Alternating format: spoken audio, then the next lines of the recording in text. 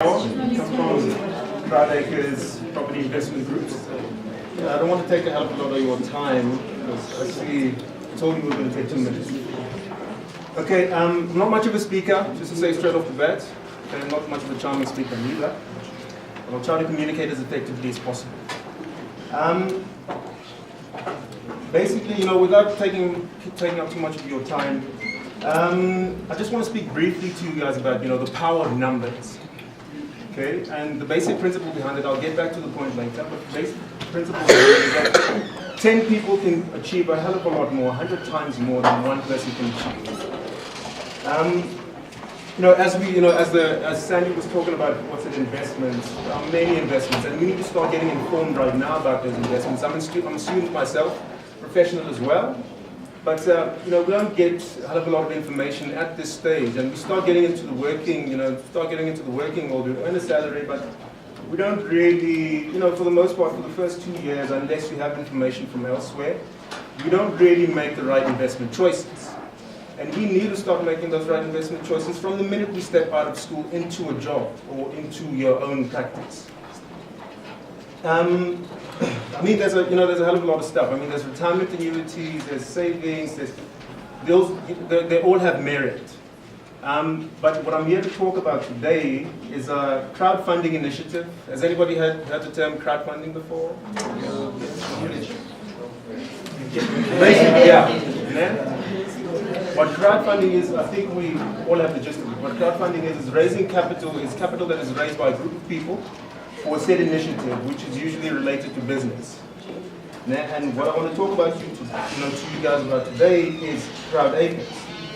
Crowdacres was founded for the purpose of linking new professionals or young professionals to property investment opportunities. It's a fairly young company. We literally founded it less than a year ago. We do have some investment properties. And as a young professional, I got into it, and I thought, why isn't everyone doing this? Why aren't we all getting into this property game? And yes, you don't make a hell of a lot of money in the first 2-3 years, but it's worth exploring if you want to have an investment property in about 5 to 7 years, as opposed to, I don't want to speak badly about the bank, but owning a property maybe only after 20 years. Yes, the banks are definitely necessary for facilities like home loans, which is where you probably would go to actually join an initiative like this one. But yes, this is Crowdacres, and just basically came to tell you about it, and that guys, you really need to consider your investment options at this stage before you actually start earning the money. Do you have any questions? Yes.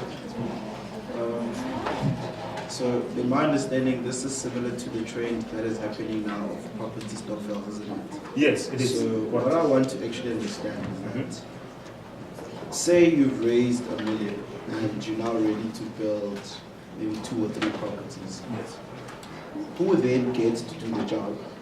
And the second part of the question is, in terms of ownership, if it's 10 people, you've built 3 houses.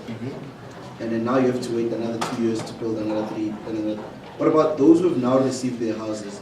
How then do we ensure that they stay long enough until everyone in the group has actually benefited from the whole scheme? Okay, your first question being relating to who gets to do the work, in terms of which SMMEs do you actually select to do the work, and whether or not you have a database or such. Okay, basically, in Crowdacres in itself, right? We, like we have on the pamphlets, we offer. What we have is that we have professionals that offer construction services at discounted rates, property management fees at discounted rates. So within the Crowdacres initiative, there are people that provide many of the services that you talk about. And then your second question was, how do we, share? Okay, basically, so how it starts off, say you, myself, and 5 other guys. We start beginning of next year. We said, okay, for the first month, for each month of the first, let's say about 2 years, we're each going to contribute about $3,500 to our initiative, and we're going to raise that capital for about a year. Then so we each start off with our stokvel or crowdfunder, January, and then somebody joins in February.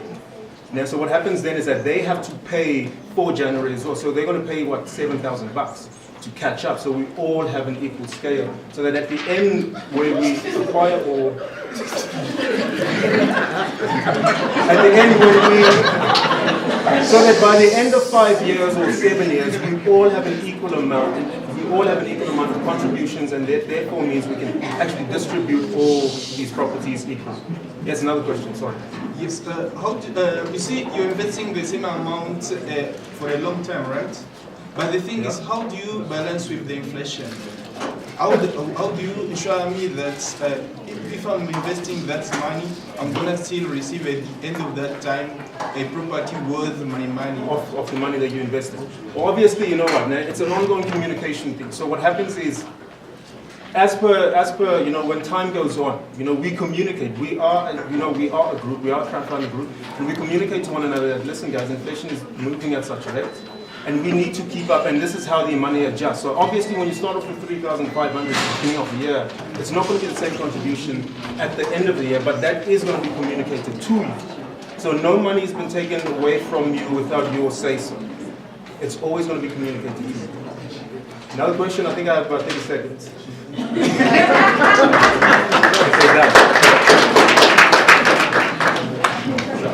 the next presenter come forward? Sure.